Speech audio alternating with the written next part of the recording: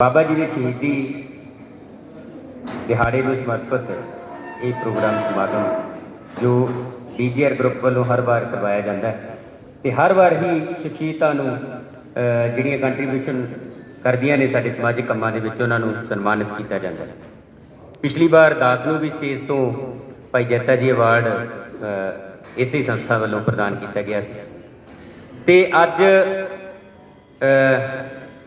सरदार गुरदेव सिंह जी सोहता साडे ADGP साहब उन्होंने कहा कि जो बाबा जीवन सिंह जी की कृत है श्री 10 गुर कथा ਉਹਦੇ ਉੱਪਰ कुछ पंछी झात वो पानी ज़्यादा समा बड़ा थोड़ा है तो बड़े थोड़े संखेप शब्दों के वर्णन संखेप का ही कराँगा बस जस्ट आउटलाइन। सब तो पहला तो तुसीं देखो कि ਜਿਹੜੀਆਂ भी रूहां गुड़ुच ਹੁੰਦੀਆਂ ने गुरमत के ज्ञान के नाल जिवें भाई जैता जी ਜਿਹੜੇ हमेशा ही गुरु साहब की छत्रछाया दे विच अनिंद सेवक के तौर पर विचरे ते दशमेश पिता जी दे जेठे पुत्र के तौर पर भी विचरे। सारिਆਂ नूं पता है उन्हां दी किन्नी आत्मिक जिहड़ी पहुँच होवेगी। ਇਹਦਾ नाम उन्होंने रखा है कृत का नाम रखा श्री गुर कथा। गुर गगे नूं औंकड़ गुर गुरु ग्रंथ साहब दे विच गगे नूं औंकड़ रारे नूं दलैंकड़े गुरु गुरा गुर सतगुर गुरदेव किन्ने शब्द आए ने। ये एवें नहीं आए, हर एक दी अवस्था के अनुसार ये शब्द वरते गए। जो लफ्ज बोलिया है जो इन्होंने अपनी कृत का नाम टाइटल दिता है श्री गुर कथा।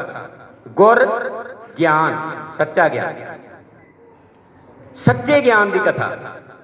जो सच्चे ज्ञान दे नाल वो सतपुरुष नूं पा लैंदा है। गुरु ग्रंथ साहब कहते कि सतपुरुष जिन जानिया सतगुर तिसका नाम। सतगुर जदों ज्ञान सच दे नाल गुड़ुच हो जाता है तो उन्होंने सच्चा ज्ञान या सतगुर का जिहड़ा है वो दर्जा मिल जाता है। बाणी च भी आख्या है कि रामदास सतगुर कहावे।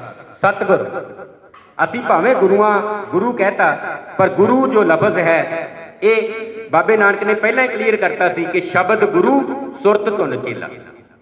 गुरु लफ्ज शब्द लिए यूज होए। चलो खैर टाइटल के नेम ते गुर जिहड़ा कथा है वो सच्चा ज्ञान जी असली जिहड़ा ज्ञान है वो इस कृत दे विच बाबा जी ने दिता है। ये तुसीं ये देखो कि ये बाबा जी की कृत अलोप क्यों लुकी क्यों रही छुपी क्यों रही, ये पिछे भी बड़ा बड़ा कारण। बड़ी अलौकिक ये रचना है। ये 1994 दे विच डॉक्टर गुरमुख सिंह जी ने पहली बार इहदा जिहड़ी है छपाई अधीन लिया के इनू संगतां दे सामने लियांदा सी। उस तो भी पहला हौली हौली इहदी हिस्टरी जस्ट संखेप लफ्ज़ां दे विच दसांगा कि भाई ज्ञानी गर्जा सिंह जिहड़े पटियाले वाले सी उन्होंने भट्ट वईयां दे उपर जिहड़ा सिख इतिहास लिखा हुआ भट्ट वईयां दे विच बड़ा अलौकिक सिख इतिहास है उन्होंने अंकित करके संगत के सामने लियांदा। उही ज्ञानी गर्जा सिंह ने यदा उतारा हौली हौली हौली हौली करना शुरू किया। तो डॉक्टर गुरमुख सिंह की जुबानी ये है कि वो उन्होंने दसदे हुंदे सी कि भाई कोई भाई जैता जी की भी कृत है। वो जदों हौली हौली समा बीतिया तो ज्ञानी गर्जा सिंह जी की डेथ हो गई। तो उस तो बाद डॉक्टर गुरमुख सिंह नूं लग्या कि भाई एक महान कारज जो ज्ञानी गर्जा सिंह जी कहते हुंदे सी वो तो संगतां दे सामने लियाउणा ही जिहड़ा है वो लेट हो गया क्योंकि उन्होंने डेथ हो गई।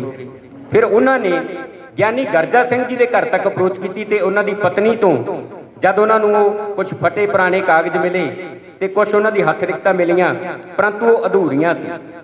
उन्होंने लग्या कि इस श्री गुर कथा नूं संपूर्ण किवें कीता जावे।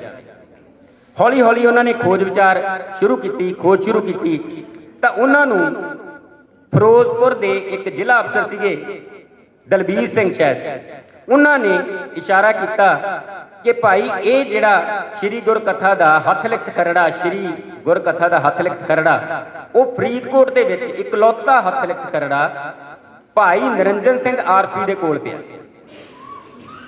ਉਹਨਾਂ ਨੇ ਬਿਲਕੁਲ ਦੇਰ ਨਹੀਂ ਕੀਤੀ ਤੇ ਫਰੀਦਕੋਟ ਪਹੁੰਚੇ ਤੇ ਭਾਈ ਨਿਰੰਜਨ ਸਿੰਘ ਆਰਫੀ ਨੇ ਵੀ ਸਰਦਾਰ ਨਿਰੰਜਨ ਸਿੰਘ ਆਰਫੀ, ਐਕਚੁਅਲੀ ਜੇ ਮੈਂ ਕਹਾਂ ਤਾਂ ਸ਼੍ਰੀ ਗੁਰ ਕਥਾ ਨੂੰ ਸਾਂਭਣ ਵਾਲੇ, ਸੁਰੱਖਿਅਤ ਰੱਖਣ ਵਾਲੇ ਸਰਦਾਰ ਨਿਰੰਜਨ ਸਿੰਘ ਆਰਫੀ ਨੇ।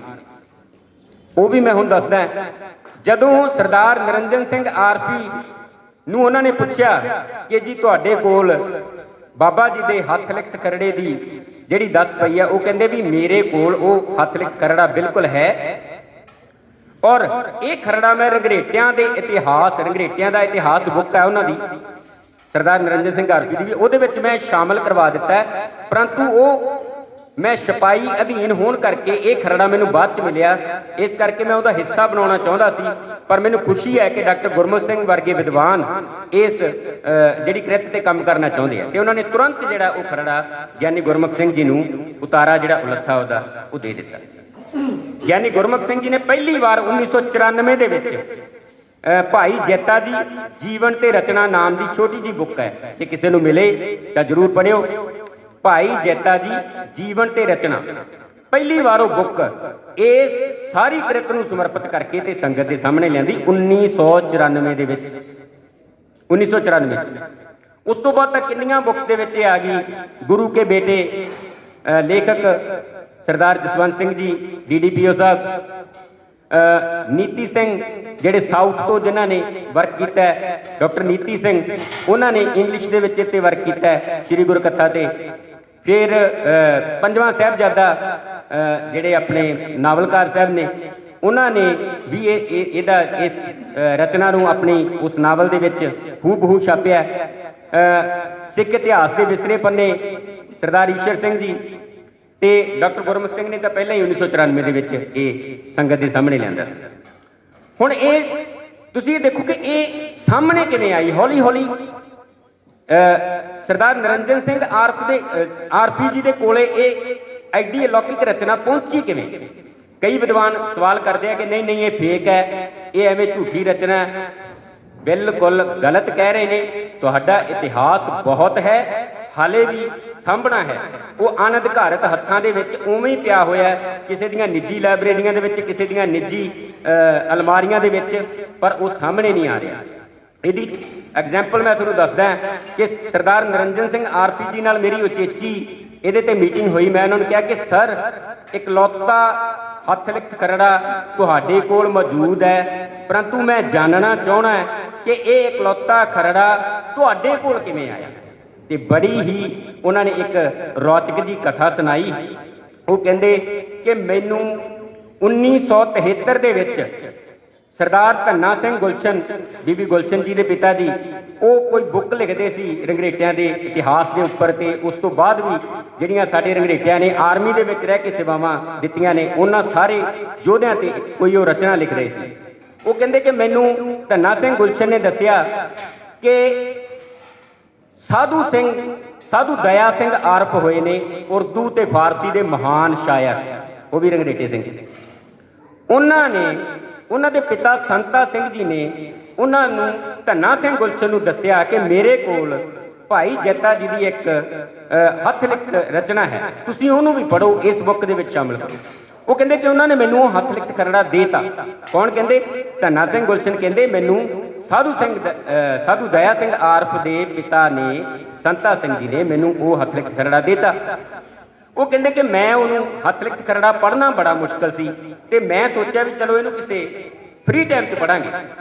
ਕਹਿੰਦੇ ਉਦੋਂ ਬਾਅਦ ਮੈਂ ਚੋਣਾਂ 'ਚ ਬਿਜ਼ੀ ਹੋ ਗਿਆ ਤੇ ਮੇਰੇ ਤੋਂ ਉਹ ਨਹੀਂ ਪੜ੍ਹਿਆ ਗਿਆ। ਕਹਿੰਦੇ ਕੁਛ ਦੇਰ ਬਾਅਦ ਮੈਨੂੰ ਗਿਆਨੀ ਗਰਜਾ ਸਿੰਘ, ਜਿਨ੍ਹਾਂ ਦਾ ਮੈਂ ਪਹਿਲਾਂ ਜ਼ਿਕਰ ਕੀਤਾ, ਉਹਨਾਂ ਨੂੰ ਪਤਾ ਨਹੀਂ ਕਿੱਥੋਂ ਭਿਣਕ ਲੱਗੀ ਕਿ ਧੰਨਾ ਸਿੰਘ ਗੁਲਸ਼ਨ ਕੋਲੇ ਕੋਈ ਉਹ ਹੱਥ ਲਿਖਤ ਖਰੜਾ ਪਿਆ ਹੈ ਬਾਬਾ ਜੀਵਨ ਸਿੰਘ ਜੀ ਦਾ। ਕਹਿੰਦੇ ਉਹ ਮੇਰੇ ਕੋਲੇ ਆਕਲੀਆ ਜਲਾਲ ਪਿੰਡ ਪਹੁੰਚੇ। ਉਹ ਕਹਿੰਦੇ ਕਿ ਜਦੋਂ ਉਹ ਮੇਰੇ ਕੋਲੇ ਆਏ, ਉਹਨਾਂ ਨੇ ਮੈਨੂੰ ਕਿਹਾ ਵੀ ਇਹ ਕਿਤੇ ਅਲਮਾਰੀਆਂ ਦਾ ਸ਼ਿੰਗਾਰ, ਤੁਹਾਡੀ ਪਰਸਨਲ ਅਲਮਾਰੀ ਦਾ ਸ਼ਿੰਗਾਰ ਹੀ ਨਾ ਰਹਿ ਜੇ, ਐਡੀ ਅਲੌਕਿਕ ਰਚਨਾ ਸਿੱਖ ਇਤਿਹਾਸ ਦਾ ਹਿੱਸਾ ਬਣਨੀ ਚਾਹੀਦੀ ਹੈ, ਇਹ ਹੁਣ ਤੱਕ ਮਤਲਬ ਅਲੋਪ ਕਿਉਂ? ਕਿਰਪਾ ਕਰਕੇ ਮੈਨੂੰ ਦਿਓ ਤੇ ਇਹਨੂੰ ਛਾਪ ਕੇ ਆਪਾਂ ਸੰਗਤ ਦੇ ਸਾਹਮਣੇ ਦੇ। ਉਹ ਕਹਿੰਦੇ ਮੈਂ ਉਹਨਾਂ ਨੂੰ ਇੱਕ ਸ਼ਰਤ ਤੇ ਦੇਤੀ ਕਿ 3 ਦਿਨਾਂ ਦੇ ਵਿੱਚ ਤੁਸੀਂ ਮੈਨੂੰ ਵਾਪਸ ਕਰੋਗੇ, ਉਹਦਾ ਉਤਾਰਾ ਕਰ ਲੈਣਾ। ਚਲੋ ਜੀ, ਉਹ ਲੈ ਗਏ ਉਹ ਕਹਿੰਦੇ ਕਿ ਉਸ ਤੋਂ ਬਾਅਦ ਮੈਂ ਭੁੱਲ ਗਿਆ, ਕਿਉਂਕਿ ਉਹ ਬਿਜ਼ੀ ਆਦਮੀ ਸੀ, ਚੋਣਾਂ ਦੇ ਵਿੱਚ ਵੀ ਹਿੱਸਾ ਲੈਂਦੇ ਸੀ। ਕਹਿੰਦੇ ਕੁਛ ਦੇਰ ਬਾਅਦ ਮੈਨੂੰ ਯਾਦ ਆਇਆ 6 ਮਹੀਨਿਆਂ ਬਾਅਦ ਧੰਨਾ ਸਿੰਘ ਗੁਲਸ਼ਨ ਕਹਿੰਦੇ ਬਈ ਉਹਨੇ ਗਰਜਾ ਸਿੰਘ ਜੀ ਨੇ ਤਾਂ ਮੇਰੀ ਬੁੱਕ ਹੀ ਨਹੀਂ ਵਾਪਸ ਕੀਤੀ। ਉਹ ਕਹਿੰਦੇ ਮੈਂ ਉਹਨਾਂ ਨੂੰ ਪੁੱਛਿਆ, ਕਹਿੰਦੇ ਮੈਂ ਬੜਾ ਹੈਰਾਨ ਹੋਇਆ ਕਿ ਗਰਜਾ ਸਿੰਘ ਜੀ ਨੇ ਮੈਨੂੰ ਕਿਹਾ ਕਿ ਉਹ ਤਾਂ ਉਦੋਂ ਹੀ ਉਹ ਜਥੇਦਾਰ ਮੈਥੋਂ ਲੈ ਗਿਆ, ਤੁਹਾਡਾ ਨਾਮ ਲੈ ਕੇ, ਜਿਹੜਾ ਤੁਹਾਡੇ ਕੋਲ ਬੈਠਾ ਸੀ। ਧੰਨਾ ਸਿੰਘ ਗੁਲਸ਼ਨ ਕਹਿੰਦੇ ਮੈਂ ਬੜਾ ਹੈਰਾਨ ਹੋਇਆ ਵੀ ਮੇਰੇ ਨਾਮ ਤੇ ਕੋਈ ਬੰਦਾ ਹੋਰ ਹੀ ਬੁੱਕ ਮੰਗ ਕੇ ਉਹ ਲੈ ਗਿਆ ਸਾਡਾ ਇੰਨੀ ਅਲੌਕਿਕ ਰਚਨਾ। ਕਹਿੰਦੇ ਮੇਰੇ ਨਾਂ ਵੀ ਯਾਦ ਭੁੱਲ ਗਿਆ ਵੀ ਮੇਰੇ ਕੋਲ ਕਿਹੜਾ ਜਥੇਦਾਰ ਬੈਠਾ ਸੀ। ਚਲੋ ਉਹ ਕਹਿੰਦੇ ਕਿ ਉਹ ਮੇਰੇ ਹੱਥੋਂ ਕਿਸੇ ਤਰੀਕੇ ਨਾਲ ਉਹ ਮੈਨੂੰ ਨਹੀਂ ਪਤਾ ਲੱਗਿਆ ਕਿ ਕਿਵੇਂ ਪਹੁੰਚੀ। ਹੁਣ ਇਧਰੋਂ ਨਿਰੰਜਨ ਸਿੰਘ ਆਰਫੀ ਜੀ ਕਹਿੰਦੇ ਕਿ ਮੈਂ ਰੰਗਰੇਟਿਆਂ ਦਾ ਇਤਿਹਾਸ ਜਿੱਦਣ ਬੁੱਕ ਲਿਖਣ ਬੈਠਾ ਤੇ ਮੈਨੂੰ ਘੇਰਾ ਪਾ ਲਿਆ ਭਾਈ ਜੈਤਾ ਜੀ ਦੀ ਰਚਨਾ ਨੇ ਵੀ ਮੈਂ ਕਿਵੇਂ ਇਹਨੂੰ ਪੂਰਾ ਕਰਾਂ, ਮੈਨੂੰ ਉਹ ਬੁੱਕ ਚਾਹੀਦੀ। ਉਹ ਕਹਿੰਦੇ ਕਿ ਫਿਰ ਮੈਨੂੰ ਯਾਦ ਆਇਆ ਕਿ ਧੰਨਾ ਸਿੰਘ ਗੁਲਸ਼ਨ ਨੇ ਕਿਹਾ ਸੀ ਕਿ ਸਾਧੂ ਦਇਆ ਸਿੰਘ ਆਰਫ ਦੇ ਪਿਤਾ ਤੋਂ ਉਹ ਰਚਨਾ ਮਿਲੀ ਸੀ। ਉਹਨਾਂ ਨੇ ਸਾਧੂ ਦਇਆ ਸਿੰਘ ਆਰਫ ਦੇ ਪਿੰਡ ਜਲਾਲਾਬਾਦ ਪਹੁੰਚ ਗਏ। ਉੱਥੇ ਉਹਨਾਂ ਦੇ ਬੇਟੇ ਐਕਸ ਐਮਐਲਏ ਸਰਦਾਰ ਕੁਲਤਾਰ ਸਿੰਘ ਜੀ ਤੋਂ ਪੁੱਛਿਆ ਕਿ ਭਾਈ ਤੁਹਾਡੇ ਪਿਤਾ ਜੀ ਕੋਲੇ ਆਹ ਜਿਹੜਾ ਹੱਥ ਲਿਖਤ ਖਰੜਾ ਉਹ ਮੌਜੂਦ ਸੀ। ਉਹ ਕਹਿੰਦੇ ਜੀ ਸੰਤ ਜੀਆਂ ਦਾ, ਐਕਚੁਅਲੀ ਸੰਤ ਜੀ ਕਹਿੰਦੇ ਸੀ, ਸਾਧੂ ਦਇਆ ਸਿੰਘ ਆਰਫ ਨੂੰ ਪਿਆਰ ਨਾਲ ਲੋਕ ਸੰਤ ਜੀ ਕਹਿੰਦੇ ਸੀ। ਕਹਿੰਦੇ ਵੀ ਸੰਤ ਜੀ ਦੇ ਜਾਣ ਤੋਂ ਬਾਅਦ ਤਾਂ ਸਾਡੇ ਤੋਂ ਭਾਸ਼ਾ ਵਿਭਾਗ ਵਾਲੇ ਸਾਰਾ ਕੁਝ ਹੀ ਲੈ ਗਏ ਸੀ ਮੁਕੰਦ ਸਿੰਘ ਰਾਹੀਂ। ਤੇ ਉਹ ਕਹਿੰਦੇ ਵੀ ਮੈਨੂੰ ਨਹੀਂ ਲੱਗਦਾ ਕਿ ਹੁਣ ਕੋਈ ਸੰਤ ਜੀ ਦੀ ਰਚਨਾ ਕੋਈ ਸਾਡੇ ਕੋਲੇ ਰਹਿ ਗਈ ਹੋਵੇ। ਹੁਣ ਤੁਸੀਂ ਦੇਖੋ ਕਿ ਕਿੰਨੀਆਂ ਰਚਨਾਵਾਂ ਹੋਣਗੀਆਂ ਜਿਹੜੀਆਂ ਭਾਸ਼ਾ ਵਿਭਾਗ ਲੈ ਗਿਆ, ਪਰੰਤੂ ਕੋਈ ਰਚਨਾ ਸਾਹਮਣੇ ਨਹੀਂ ਆਈ ਹਾਲੇ ਤੱਕ। ਇਹ ਵੀ ਕਿਵੇਂ ਜਦੋਜਹਿਦ ਨਾਲ ਸਾਹਮਣੇ ਆਈ ਉਹ ਦੇਖੋ। ਉਹ ਨਿਰੰਜਨ ਸਿੰਘ ਆਰਫੀ ਕਹਿੰਦੇ ਕਿ ਮੈਂ ਜਿੱਦ ਕੀਤੀ ਵੀ ਕਿਰਪਾ ਕਰਕੇ ਕੁਛ ਵੀ ਜੇ ਤੁਹਾਡੇ ਕੋਲੇ ਕੁਛ ਵੀ ਬਚਿਆ ਤਾਂ ਮੈਨੂੰ ਜ਼ਰੂਰ ਦਿਓ। ਉਹ ਕਹਿੰਦੇ ਮੇਰੇ ਜਿੱਦ ਕਰਨ ਤੇ ਉਹਨਾਂ ਨੇ ਆਪਣੀ ਪਤਨੀ ਨੂੰ ਕਿਹਾ ਵੀ ਭਾਈ ਪੁਰਾਣੇ ਸੰਦੂਕ ਫਰੋਲ, ਕਿਤੇ ਨਾ ਕਿਤੇ ਕੋਈ ਰਚਨਾ ਮਿਲੇ। ਉਹ ਕਹਿੰਦੇ ਕੁਛ ਫਟੇ ਪੁਰਾਣੇ ਹਾਲ ਦੇ ਵਿੱਚ ਮੈਨੂੰ ਕੁਛ ਕਾਗਜ਼ ਹੱਥ ਲਿਖਤ ਮਿਲੇ। 2 ਰਚਨਾਵਾਂ ਮਿਲੀਆਂ, ਇੱਕ ਤਾਂ ਹੱਥ ਠੋਕੇ ਵਾਲੀਆਂ ਜਿਹੜੀਆਂ ਪੱਥਰਾਂ ਦੇ ਉੱਪਰ ਮੋਹਰਾਂ ਹੁੰਦੀਆਂ ਸੀ ਉਹਦੇ ਨਾਲ ਲਿਖਿਆ ਹੋਇਆ ਕੋਈ ਰਚਨਾ ਸੀ, ਉਹ ਮਿਲੀ ਉਹਨਾਂ ਨੂੰ। ਤੇ ਇੱਕ ਉਹਨਾਂ ਨੂੰ ਮਿਲੀ ਇਹ ਸ੍ਰੀ ਗੁਰੂ ਕਥਾ। ਉਹ ਕਹਿੰਦੇ ਜਦੋਂ ਉਹਨਾਂ ਨੇ ਮੈਨੂੰ ਦੱਸਿਆ ਕਿ ਆਹ ਹੱਥ ਲਿਖਤ ਖਰੜਾ ਹੈ ਉਹ ਜਿਹੜਾ ਸਾਡੇ ਕੋਲੇ ਪਹੁੰਚਿਆ ਮੁੜ ਕੇ ਫੇਰ ਦੁਬਾਰਾ, ਤੇ ਮੇਰੇ ਬਾਪ ਨੇ ਇਦਾਂ ਹੀ ਸਾਂਭਿਆ, ਤੇ ਇਹ ਸ੍ਰੀ ਭਾਈ ਜੈਤਾ ਜੀ ਦੀ ਰਚਨਾ ਹੱਥ ਲਿਖਤ ਰਚਨਾ ਹੈ ਸ੍ਰੀ ਗੁਰੂ ਕਥਾ। ਤੇ ਸਰਦਾਰ ਨਿਰੰਜਨ ਸਿੰਘ ਆਰਫੀ ਕਹਿੰਦੇ ਵੀ ਮੈਂ ਇੰਨਾ ਗਦਗਦ ਮੇਰੇ ਅੱਥਰੂ ਨਿਕਲ ਆਏ ਕਿ ਇਹੀ ਖਜ਼ਾਨਾ ਤਾਂ ਮੈਂ ਲੱਭਦਾ ਸੀ। ਫਿਰ ਉਹ ਕਹਿੰਦੇ ਕਿ ਮੈਂ ਪੁੱਛਿਆ ਕਿ ਤੁਹਾਡੇ ਕੋਲੇ ਰਚਨਾ ਕਿਵੇਂ ਪਹੁੰਚੀ। ਫਿਰ ਕੁਲਤਾਰ ਸਿੰਘ ਜੀ ਦੱਸ ਰਹੇ ਆ, ਉਹ ਕਹਿੰਦੇ ਕਿ ਜਦੋਂ ਸੰਤ ਜੀ ਯਾਨੀ ਕਿ ਸਾਧੂ ਦਇਆ ਸਿੰਘ ਆਰਫ 1942 ਦੇ ਵਿੱਚ ਅਕਾਲ ਚਲਾਣਾ ਕਰ ਗਏ, 1942 ਚ 19 ਦਿਨੀ ਉਹ ਕਹਿੰਦੇ ਕਿ ਮੈਂ ਮਸ਼ਹੂਰ ਸਰੰਗੀ ਵਾਦਕ ਬਣ ਚੁੱਕਿਆ ਸੀ। ਉਹਨਾਂ ਨੇ ਕੋਈ ਸਾਜਨ ਕਾ ਘਰ ਪਿਕਚਰ ਆਈ ਸੀ ਪਹਿਲਾਂ, ਉਹਦੇ ਵਿੱਚ ਵੀ ਆਪਣੀ ਸਰੰਗੀ ਦੇ ਅਨੁਸਾਰ ਜਿਹੜਾ ਸਰੰਗੀ ਦਾ ਮਿਊਜ਼ਿਕ ਦਿੱਤਾ ਸੀ। ਦੇਖੋ ਸਾਡੇ ਰੰਗਰੇਟਿਆਂ ਨੇ ਉਪਲਬਧੀਆਂ ਤਾਂ ਬਹੁਤ ਦੇਰ ਦੀਆਂ ਪਹਿਲਾਂ ਦਾ ਕੀਤੀਆਂ। ਉਹ ਕਹਿੰਦੇ ਕਿ ਉਦੋਂ ਸਰੰਗੀ ਵਾਦਕ ਦੇ ਨਾਲ ਨਾਲ ਅਸੀਂ ਕੀਰਤਨੀ ਜੱਥਾ ਵੀ ਬਣਾ ਲਿਆ।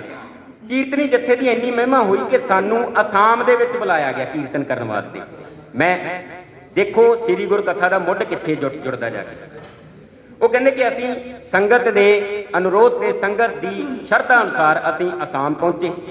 ਲਾਮਡਿੰਗ ਨਦੀ ਨੂੰ ਪਾਰ ਕਰਕੇ ਅਸਾਮ ਦੇ ਇਲਾਕਿਆਂ 'ਚ ਪਹੁੰਚੇ ਜਿੱਥੇ ਸਿੱਖ ਸੰਗਤ ਸੀ। ਤੇ ਜਦੋਂ ਅਸੀਂ ਕੀਰਤਨ ਕੀਤਾ ਤੇ ਇੰਨੀ ਅਥਾਹ ਸ਼ਰਧਾ ਅਸਾਮ ਦੇ ਲੋਕਾਂ ਦੇ ਵਿੱਚ, ਉਹ ਕਹਿੰਦੇ ਕਿ ਲੋਕ ਤਾਂ ਬਹੁਤ ਹੀ ਜ਼ਿਆਦਾ ਕਾਇਲ ਹੋ ਗਏ। ਕਹਿੰਦੇ ਮੈਨੂੰ ਬੜੀ ਹੈਰਾਨੀ ਹੋਈ ਵੀ ਇੰਨੀ ਤਾਂ ਪੰਜਾਬ ਦੇ ਵਿੱਚ ਵੀ ਇੰਨੀ ਸ਼ਰਧਾ ਜਿੰਨੀ ਅਸਾਮ ਦੇ ਲੋਕਾਂ 'ਚ ਹੈ। ਉਹ ਕਹਿੰਦੇ ਮੈਂ ਇੱਕ ਦਿਨ ਪੁੱਛ ਲਿਆ ਕਿ ਜੀ ਤੁਹਾਡੀ ਇੰਨੀ ਸ਼ਰਧਾ ਕਿਵੇਂ। ਉਹ ਕਹਿੰਦੇ ਅਸੀਂ ਬਾਬਾ ਵੀਰ ਸਿੰਘ ਬੰਗਸੀ ਦੀ ਮਿਸਲ ਦੇ ਵਾਰਿਸ ਹਾਂ। ਉਹ ਕਹਿੰਦੇ ਕਿ ਜਦੋਂ ਇਧਰੋਂ ਸਾਜ਼ਿਸ਼ ਨਾਲ ਵੀਰ ਸਿੰਘ ਬੰਗਸੀ, ਬਾਬਾ ਵੀਰ ਸਿੰਘ ਬੰਗਸੀ ਦੀ ਮਿਸਲ ਸਿੱਖਾਂ ਦੀ 13ਵੀਂ ਮਿਸਲ ਸੀ ਔਰ ਬਹੁਤ ਹੀ ਸ਼ਾਨਾਮਤੀ ਇਤਿਹਾਸ ਹੈ ਇਸ ਮਿਸਲ ਦਾ, ਜਿਹੜਾ ਕਿ ਹੁਣ ਤੱਕ ਰੋਲ ਦਿੱਤਾ ਗਿਆ ਰਲ ਗੱਡ ਕਰਕੇ ਕੀ ਵੈਸੇ ਹੀ ਰੋਲ ਦਿੱਤਾ ਗਿਆ। ਉਹ ਕਹਿੰਦੇ ਕਿ ਹੋਇਆ ਕਿ ਬਾਬਾ ਵੀਰ ਸਿੰਘ ਬੰਗਸੀ ਨੇ ਇਹ ਰਚਨਾ ਆਪਣੇ ਕੋਲ ਸਾਂਭੀ ਹੋਈ ਤੇ ਇੱਕ ਬਜ਼ੁਰਗ ਉੱਠਿਆ ਉਹਨਾਂ ਚੋਂ। ਉਹ ਕਹਿੰਦੇ ਕਿ ਕੁਲਤਾਰ ਸਿੰਘ ਜਿਹੜਾ ਐਕਸ ਐਮਐਲਏ ਸਾਧੂ ਦਇਆ ਸਿੰਘ ਆਰਫ ਦਾ ਪੁੱਤਰ ਇਹ ਗੱਲ ਦੱਸ ਰਿਹਾ। ਉਹ ਕਹਿੰਦੇ ਕਿ ਉਹਨਾਂ ਨੂੰ ਮੇਰੇ ਕੀਰਤਨ ਜੱਥੇ ਦਾ ਤੇ ਮੇਰੇ ਸਰੰਗੀ ਦਾ ਇੰਨਾ ਆਨੰਦ ਆਇਆ, ਉਹਨਾਂ ਨੇ ਕਿਹਾ ਕਿ ਕੀ ਰੰਗਰੇਟੇ ਪੰਜਾਬ 'ਚ ਹਾਲੇ ਜਿਉਂਦੇ ਆ। ਉਹ ਕਹਿੰਦੇ ਹਾਂ ਪੰਜਾਬ 'ਚ ਤਾਂ ਬਹੁਤ ਆ ਰੰਗਰੇਟੇ, ਮੈਂ ਵੀ ਰੰਗਰੇਟਿਆਂ 'ਚ। ਉਹ ਕਹਿੰਦੇ ਉਹ ਇੰਨਾ ਖੁਸ਼ ਹੋਏ ਵੀ ਅਸੀਂ ਤਾਂ ਸੋਚਿਆ ਕਿਤੇ ਪੰਜਾਬ ਦੇ ਵਿੱਚ ਰੰਗਰੇਟੇ ਮੁਕਾ ਦੇ। ਉਹ ਕਹਿੰਦੇ ਉਹ ਇੰਨਾ ਖੁਸ਼ ਹੋਏ, ਉਹ ਕਹਿੰਦੇ ਕਿ ਮੈਂ ਆਪਣੀ ਬੇਟੀ ਦਾ ਰਿਸ਼ਤਾ ਤੈਨੂੰ ਕਰਨਾ ਹੈ। ਉਹ ਕਹਿੰਦੇ ਮੈਂ ਉਹਨਾਂ ਨੂੰ ਦੱਸਿਆ ਵੀ ਮੈਂ ਪਹਿਲਾਂ ਹੀ ਸ਼ਾਦੀशुदा। ਕਹਿੰਦੇ ਉਹ ਕਹਿੰਦੇ ਮੈਨੂੰ ਦੁੱਖ ਹੋਇਆ ਕਿ ਮੇਰੇ ਜਿਹੜਾ ਇਹ ਐਡੇ ਮਹਾਨ ਜਿਹੜੇ ਰੰਗਰੇਟਿਆਂ ਦੇ ਨਾਲ ਮੇਰੀ ਬੇਟੀ ਦਾ ਰਿਸ਼ਤਾ ਹੋਣਾ ਸੀ, ਤੇ ਅੱਜ ਅਸੀਂ ਅਸਾਮ ਦੇ ਵਿੱਚ ਵੀ ਇੱਧਰ ਰੰਗਰੇਟੇ ਉਨੀ ਸ਼ਰਧਾ ਹਾਲੇ ਵੀ ਰੱਖਦੇ ਹਾਂ। ਉਹ ਕਹਿੰਦੇ ਕਿ ਬਜ਼ੁਰਗ ਨੇ ਮੈਨੂੰ 2 ਰਚਨਾਵਾਂ ਦਿੱਤੀਆਂ। ਕਿਹੜੀਆਂ ਕਿਹੜੀਆਂ? ਇੱਕ ਬੰਗਸੀਨਾਮਾ ਤੇ ਇੱਕ ਸ਼੍ਰੀ ਗੁਰਕਥਾ। ਇੱਕ ਬੰਗਸੀਨਾਮਾ ਤੇ ਇੱਕ ਸ਼੍ਰੀ ਗੁਰਕਥਾ, ਹੱਥ ਲਿਖਤ ਖਰੜਾ। ਉਹ ਕਹਿੰਦੇ ਕਿ ਬੰਗਸੀਨਾਮਾ ਤੇ ਸ਼੍ਰੀ ਗੁਰਕਥਾ ਮੈਂ ਆਪਣੇ ਕੋਲ ਲੈ ਆਇਆ, ਪਰ ਬੜੇ ਅਫਸੋਸ ਨਾਲ ਕਿ ਬੰਗਸੀਨਾਮਾ ਮੇਰੇ ਤੋਂ ਕਿਤੇ ਗੁੰਮ ਹੋ ਗਿਆ, ਜਾਂ ਭਾਸ਼ਾ ਵਿਭਾਗ ਵਾਲੇ ਲੈ ਕੇ ਪਤਾ ਨਹੀਂ ਲੱਗਿਆ। ਪਰ ਆਹ ਕੁਦਰਤੀ ਕਿਤੇ ਮੇਰੇ ਪਿਤਾ ਨੇ ਸਾਂਭ ਕੇ ਰੱਖੀ, ਜਿਹੜੀ ਹੌਲੀ ਹੌਲੀ ਫੇਰ ਲੋਪ ਹੋਣ ਜਾ ਰਹੀ ਸੀ, ਪਰੰਤੂ ਇਹਦੇ ਤੇ ਸਾਡੀ ਇੰਨੀ ਜ਼ਬਰਦਸਤ ਪਕੜ ਰਹੀ ਕਿ ਇਹ ਰਚਨਾ ਅਸੀਂ ਗੁੰਮ ਨਹੀਂ ਹੋਣ ਦਿੱਤੀ। ਤੁਸੀਂ ਦੇਖੋ ਕਿ ਇੱਥੋਂ ਇਹ ਪਤਾ ਲੱਗਦਾ ਹੈ ਕਿ ਸਾਡਾ ਇਤਿਹਾਸ ਹੱਥ ਲਿਖਤ ਖਰੜਿਆਂ ਦੇ ਰੂਪ ਦੇ ਵਿੱਚ ਬਹੁਤ ਸਾਰੀਆਂ ਜਗ੍ਹਾਵਾਂ ਤੇ ਅਣਸੁਰੱਖਿਅਤ ਪਿਆ ਹੈ, ਅਣਅਧਿਕਾਰਤ ਹੱਥਾਂ 'ਚ ਪਿਆ ਹੈ। ਕਈਆਂ ਨੇ ਆਪਣੀਆਂ ਨਿੱਜੀ ਲਾਇਬ੍ਰੇਰੀਆਂ ਦੇ ਵਿੱਚ ਵਾੜ ਰੱਖਿਆ, ਪਰੰਤੂ ਮੇਰੀ ਬੇਨਤੀ ਹੈ ਸਾਰਿਆਂ ਨੂੰ, ਜੇ ਕਿਤੇ ਵੀ ਕਿਸੇ ਦੇ ਬਜ਼ੁਰਗਾਂ ਆਪਣੇ ਸਾਰਿਆਂ ਤੋਂ ਪੁੱਛੋ, ਜਿੱਥੇ ਕਿਤੇ ਵੀ ਕੋਈ ਹੱਥ ਲਿਖਤ ਪਈ ਆ ਤੁਹਾਡੇ ਕੋਲੇ, ਤੁਹਾਨੂੰ ਲੱਗਦਾ ਹੈ ਕਿ ਉਹ ਕਿਸੇ ਇਤਿਹਾਸ ਦੇ ਨਾਲ, ਸਾਡੇ ਇਤਿਹਾਸ ਦੇ ਨਾਲ ਖਾਸ ਕਰਕੇ ਰਿਲੇਟਡ ਹੈ, ਤਾਂ ਉਹਨੂੰ ਕੱਢ ਕੇ ਬਾਹਰ ਲਿਆਓ, ਉੱਤੇ ਰਿਸਰਚ ਕਰੋ। 1994 ਦੀ ਛਪਾਈ ਹੋ ਕੇ ਪਹਿਲੀ ਵਾਰ ਸ਼੍ਰੀ ਗੁਰਕਥਾ ਸਾਡੇ ਸਾਹਮਣੇ ਆ ਚੁੱਕੀ ਹੈ, ਤੇ ਪਰੰਤੂ ਸਾਨੂੰ ਪਤਾ ਉਦੋਂ ਲੱਗਦਾ ਹੈ ਜਦੋਂ ਕਹਿੰਦੇ ਕਿ ਸ਼੍ਰੀ ਗੁਰਕਥਾ ਵੀ ਕੋਈ ਬਾਬਾ ਜੀ ਦੀ ਆਪਣੀ ਰਚਨਾ ਹੈ। ਸੋ ਇੰਨਾ ਕੀ ਅੱਜ ਜਸਟ ਆਊਟਲਾਈਨ ਹੈ। ਜੇ ਇਹਦੇ ਵਿਚਕਾਰ ਜੋ ਬਾਬਾ ਜੀ ਦੀ ਬਾਣੀ, ਉਹ ਤਾਂ ਇੰਨੀ ਇੱਕ ਅਥਾਹ ਸਮੁੰਦਰ ਹੈ ਕਿ ਜਿੱਦਣ ਮੈਂ ਇੱਕ ਬੇਨਤੀ ਕਰਦਾ ਕਿ ਇਸ ਸ਼੍ਰੀ ਗੁਰਕਥਾ ਦੀ ਦਾਸ ਸਟੀਕ ਕਰ ਰਿਹਾ, ਇੱਕ ਬੁੱਕ ਤੁਹਾਡੇ ਸਾਹਮਣੇ ਅਰਪਣ ਕਰਾਂਗੇ, ਔਰ ਇਸ ਜਿਹੜੀ ਸ਼੍ਰੀ ਗੁਰਕਥਾ ਦੀ ਜਿੰਨੀਆਂ ਵੀ ਤਸ਼ਬੀਹਾਂ ਹੈ, ਤਸਦੀਕ ਹੈ, ਉਹ ਸ਼੍ਰੀ ਗੁਰੂ ਗ੍ਰੰਥ ਸਾਹਿਬ ਦੇ ਵਿੱਚੋਂ ਲਈ ਜਾਣੀ ਹੈ, ਕਿਉਂਕਿ ਇਹ ਸਾਰੀ ਹੀ ਬਹੁਤ ਡੂੰਘੇ ਤਲ ਤੇ ਉਚਾਰੀ ਗਈ ਭਾਈ ਜੈਤਾ ਜੀ ਦੀ ਬਾਣੀ ਹੈ, ਆਤਮਿਕ ਤਲ ਤੇ ਬਿਲਕੁਲ ਉਸੇ ਤਰ੍ਹਾਂ ਜਿਵੇਂ ਗੁਰਬਾਣੀ ਹੈ। ਇਹ ਕੋਈ ਮਾੜੀ ਮੋਟੀ ਰਚਨਾ ਨਹੀਂ, ਇਹ ਬਹੁਤ ਡੂੰਘੀ ਰਚਨਾ ਹੈ। ਜੈਤਾ ਪ੍ਰਭੂ ਸ਼ਰਨਾਗਤੀ ਪੂਰਨ ਹੋਵੇ ਕਾ, ਮੁਖ ਉਜਲ ਸਿਰ ਪਰੋਂ ਰਾਖ ਲਿਓ ਪ੍ਰਭੂ ਲਾ। ਭਾਈ ਜੈਤਾ ਜੀ ਕਿਰਪਾ ਕਰਨ, ਅਕਾਲ ਪੁਰਖ ਕਿਰਪਾ ਕਰਨ ਕਿ ਇਹ ਜਿਹੜਾ ਕਾਰਜ ਹੈ, ਇਹ ਅਨੂਠਾ ਕਾਰਜ ਹੈ, ਉਹ ਦਾਸ ਤੋਂ ਸੰਪੰਨ ਕਰਾ ਲੈਣ। ਵਾਹਿਗੁਰੂ ਜੀ ਕਾ ਖਾਲਸਾ, ਵਾਹਿਗੁਰੂ।